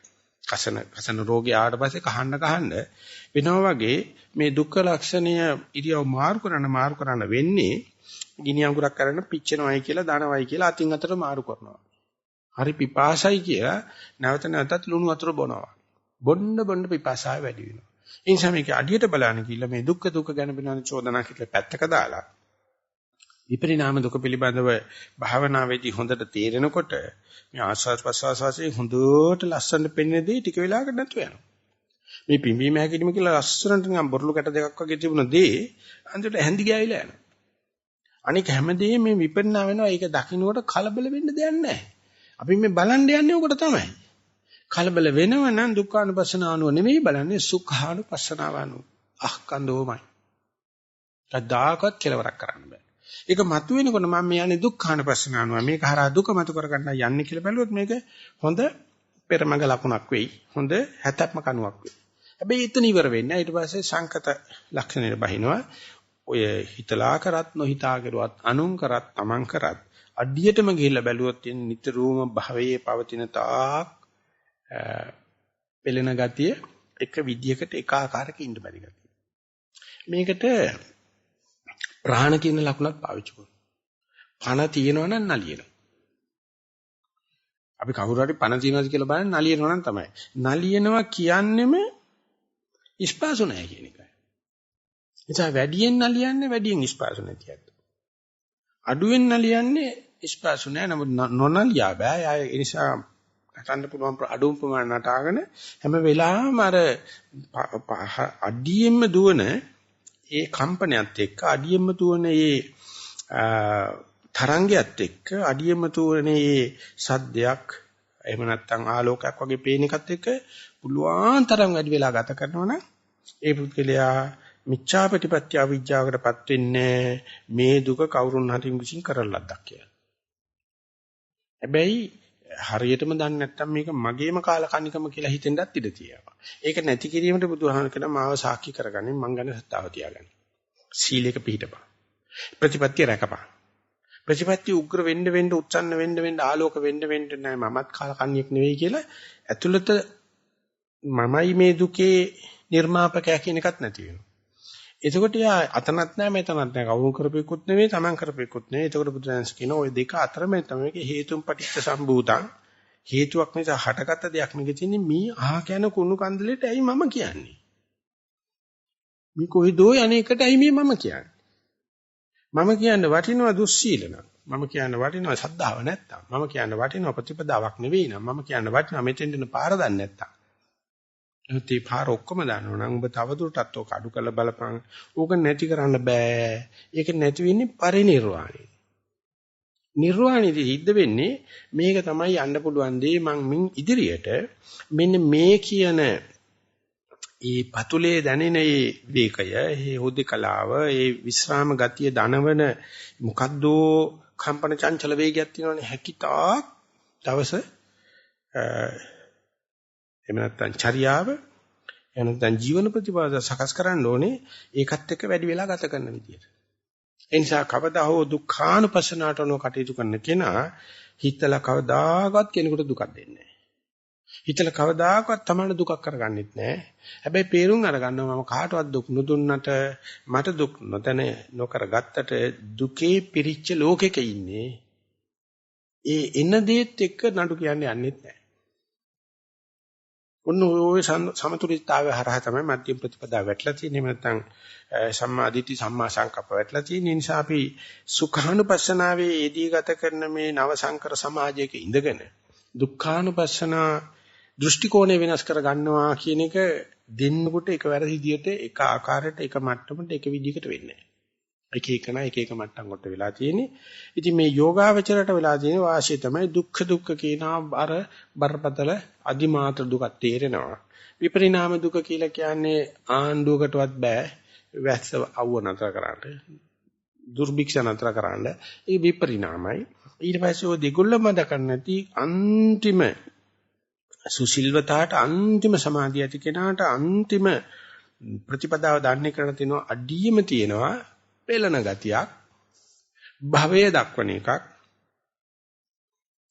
ඒ ගති කොහොමද නැති කරන්න බෑ. හැබැයි ඒකට උත්තර හොයන්න ඕන කමක් නැහැ. ඒක උඹට අයිති දෙයක් නෙවෙයි. ඒක අනාත්මයට දාලා බලපන්. දුක්ඛානුපස්සනාවට දාලා බලපන්. දුක්ඛ නිරෝධ ගාමිනී ප්‍රතිපදාවට දාලා බලපන්. ඒ මොකටද මේ ආ කියන දෙයක් කරේ දාගෙන දඟලන්නේ. ඒ දුක දරන්න පුළුවන්. මේ විදිහට දුක්ඛානුපස්සනා කරන්නට ලැබෙනේ දුක්ඛානුපස්සනාව හරහා ලැබෙන දෙද දුක්ඛානුපස්සන ඥාන කියලා සඳහන් කරනවා. එයා එතකොට පුළුවන් තරම් කරා පැමිණෙන දුක් පැනිරහට ගන්නවා. අපේ සිග්නලේ පැමිණි දුක් පැනිරහයි කියන එක බයටවත්, නෝන්ජල්කමටවත්, නොදැනුවත්කමටවත්, නොසලකිල්ලකට කරන එක නෙවෙයි. මේන් එහා කරන්න දෙයක් නැහැ. හැබැයි මේක දරන්න පුළුවන්. ඒ දැරීම කියන්නේ නෝන්ජල්කමක් නෙවෙයි. ඉතින් මේක තමන්ගේ හිතට වද්දාගන්න මොන්න තරම් ඒ ප්‍රතිපදා මාර්ගයේ කටයුතු කරන්න ඕනේ. කටයුතු කෙරුවත් හරි පාරට වැටලා නැත්නම් හරි දෘෂ්ටිකෝණයට වැටලා ඒක හදා ගන්නවා කියන එක එච්චර ලේසි නෑ. ඉතින් කාට හරි මේ සුඛය පිටිපස්සේ එළවෙන pleasure principle කියලා කියන්නේ සුඛය පිටිපස්සේ එළවෙන මේ සමාජයේ අපි දෙවෙනි પરම්පරාවට මේ පණිවිඩේ දෙන්න ගියොත් ඒ මිනිස්සයා සම්පූර්ණ කෝපි කාලේ පරණ මතධාරී සම්ප්‍රදායන කූල එහෙම නැත්නම් ප්‍රගමණයට විරුද්ධව යන නව නිර්මාණ ශිල්පයට විරුද්ධව යන సౌందර්ය අඳුරන්නේ නැති රස අඳුරන්නේ නැති දුක්ඛ ගැනම කතා කරන කුණු ගැන කතා කරන මිනිහෙක් වශයෙන් කොන් වෙනවා. ඒ නිසා කවදාකවත් විපස්සනාව බහුතර මතයට යන්නේ නැහැ. ගියොත් පැටලිලා කියලා හිතා ගන්න. ගියොත් නම් 100%ක්ම පැටලිලා. ඒක හැමදාම සුළුතරයක්. ඉතින් අපි වග බලා ගන්න ඕනේ. අපි ඒ සුළුතරයට අහුණා. ඒ අහුවෙච්ච සුළුතරේ සමාජිකත්වයේ රකින්න නම් අපේ දෘෂ්ටි කෝණය වෙන්න ඕනේ දුක්ඛානුපස්සනාව. දුක අනුව මේ ජීවිතේ දිහා බලන්න මේ ලෝකේ ඉන්න කිසිම දෙන්නෙක්ගේ දුකේ වෙනසක් නැහැ. අර දුක්ඛ අර නොදරියකේ අදිමාත්‍ර දුකේ නම් වෙනසක් තියෙනවා. යා කේන්ද්‍රී ගාන වචන වල හැටියට. අඳෝනා දෙන හැටියට. නැත්තම් කොච්චර කෙරුවත් දුක ඔච්චරම තමයි. ඒසේ විපරිණාම දුක් බලනකොට ඉපති හැම එකක්ම මැරෙනවා. ආයෝගික අඳහන මැරුණා නැති වුණත් එච්චරයි. සංස්කාර දුක තේරුම් ගත්තට පස්සේ තියෙනවා හැම කෙනාට මේක සාධාරණව එකසේ පවතින. ඇත්තට මේ සංස්කාර දුක අඳුරන මනුස්සයාට විතරයි මනුස්සයා තේරුම් ගන්න පුළුවන්. විපරිණාම දුක හඳුනනකොට ඥාන ගතිය තියෙනවා, පිරිමි ගතිය තියෙනවා, පැවිදි ගතිය තියෙනවා, උපැවිදි ගතිය තියෙනවා, ආරක තියෙනවා. මේ මොකද විපරිණාමයට යනකොට මේ ප්‍රිය අප්‍රිය දෙක තියෙනවා. අප්‍රිය නොලැබීම දුකක්, ප්‍රියන්හා එක්වීම දුකක්. සංස්කාර වලට ගියාට පස්සේ ප්‍රිය අප්‍රිය දෙකම තියට ගියාම නිතරම පීරි ගෑවෙනවා වගේ. නිතරම එළන තවන ගතියක් තියෙනවා. ඒක සරුවච්චන් වහන්සේටත් ඕකමයි. රහතන් වහන්සේටත් ඕකමයි. අධිකම ලැබු කෙනෙකුටත් ඕකමයි. තමන් අධිකම ලැබුව නැතත් ඒ හොඳට මානපානේ සංසිඳලා ඒ දැනෙනදී හැකිතාක් ඉවසගෙන ඉන්න පුළුවන් නම් ඒ ආර්ය විවහරයට වැටෙනවා. ආර්යයන් වහන්සේලා කතා කරපු දුක්ඛානුපස්සනාවට වැටෙනවා. ඒක මම ඊගාට මොකද කරන්නේ? අනම්මනම් මොකුත් නැහැ. ඒකෙන්ම කියලා දෙයි. ආනෙතෙන් ගියාට පස්සේ කෙනාට තියෙනවා මේ දෘෂ්ටි කෝණේ. නැත්තම් මේ කියන සම්මාදිට්ඨිය ඇති වුණාට පස්සේ මේ මනුස්සයාට එන සංකල්ප ආයේ කාම සංකල්ප වෙන එකක් නෑ. ව්‍යාපාද සංකල්ප වෙන එකක් නෑ. විහිංසා සංකල්ප වෙන එකක් නෑ. අනිත් මේ ලෝකේ මොන කාමයක්ද? මේ හැංග පුරාම කුෂ්ඨ රෝගයක් හැතිලා තියෙන මේ මනුස්සයාට මොන රත්තරන් ආභරලා සැලකිල්ලද? මේ උල තියලා දිවස්වල තියලා ඒක කරන්න මොළ මර නින්දක්ද? ඔය ටික තේරුම් ගත්තට පස්සේ තේරෙනවා ඊට පස්සේ පහළ වෙනවා නම් පහළ වෙන්නේ අනේ මෙච්චර කල් මේ කාමයට පහින්දපු මගේ හිත කාම සල්පංගම්ෙන් දුරු වෙන නිස්තරණ සංකල්පේ පහළ වේවා, නෙක්ඛම්ම සංකල්පේ පහළ වේවා. එහෙම නැත්නම් හිංසාව රාවෝ සැප හොයන්න ගිය ගමන වෙනුවට අනේ මං වගේ මේ අර බල්ලෝ මනුස්ස අසුචි හොය ඇවිදින්න වගේ දැක්කට පස්සේ ඒක ඉඹ රස කර කනවා වගේ මොනවද මෙච්චර කල් කාලා තියෙන්නේ. අනේ දැන්වත් මේ අසුචි වශයෙන් බල්ලන්ට වැටෙනවනම් ඒ වගේ Tamanට වැටෙන මේ අනුන්ට කොනහලා අනුන්ගෙන් කඩා වඩාගෙන කන්න දෙයක් නැහැ කිය. එහෙම නැත්නම් අනුන්ට හිංසාව සැලසුම් කළා කරන්න දෙයක් නැහැ. හැම කෙනාම ඉන්නේ හිංසනය කියලා දන්නවනම් ඒ මනසට එන්නෙම නික්කම්ම සංකල්ප, අව්‍යාපාද සංකල්ප, අවිහිංසා සංකල්ප. අන්නේ මනුස්සයට විතරයි සම්මා වාචාව තේරෙන්නේ.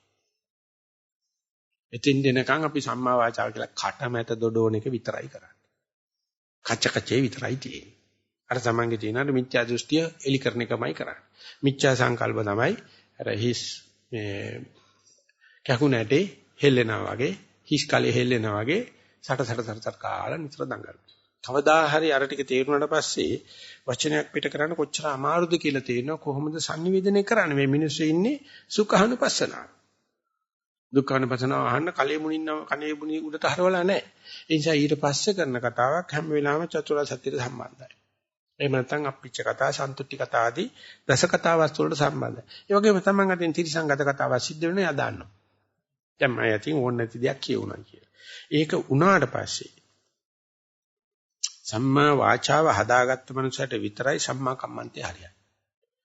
කට හැදුවට පස්සේ තමයි අපේ ඊතුරු ශිල්ප ටික හැදෙන්නේ. ඒක නිසා මේ දෙකට ඉස්සලා ප්‍රඥාව පහළ වෙලා තියෙනවා. එහෙම නැත්නම් දුක්ඛානුපස්සන ඥානෙ පහළ වෙලා තිබුණාට පස්සේ මේ මනුස්සයා ඊට පස්සේ තමයි ජීවන රටාව හදන්නේ. ඕකට තමයි නිබ්බාන ගාමිනී ප්‍රතිපදාව කියලා කියන්නේ. ප්‍රතිපදාවට ඉස්සලා මේ Nirodhe කියන එක ගෙවන් කිරීම, සංස්කාර ධර්ම ගෙවන් කිරීම, හිතලා කරන දේවල් ගෙවන් කරලා අඩියට ගියාට පස්සේ උනත් මෙන්න මෙහෙම නිරුද්ධ සියල්ල නිරුද්ධ කරා. පෙළෙන ගතිය තියෙනවා. අන්නේ පෙළෙන ගතිය දැක්කට පස්සේ මෙහෙම පෙළෙන ලෝකෙට මොකටද හිතලමතලා කරදර කරන්න කියලා වචනයෙන් ක්‍රියාවෙන් දෙක හදාගත්ත මනුස්සයාට විතරක් ආජීවයේ බඩ රසාව ජීවන රටාව කියන එක අනුන් කඩා වඩා ගන්න නැතුව ධාර්මික ක්‍රමයකට කරන්න හිතනවා. ඉතින් එකක් මතක තියාගන්න මේ ලෝකේ එහෙම ධාර්මික කිසිම රසාවක් නැහැ.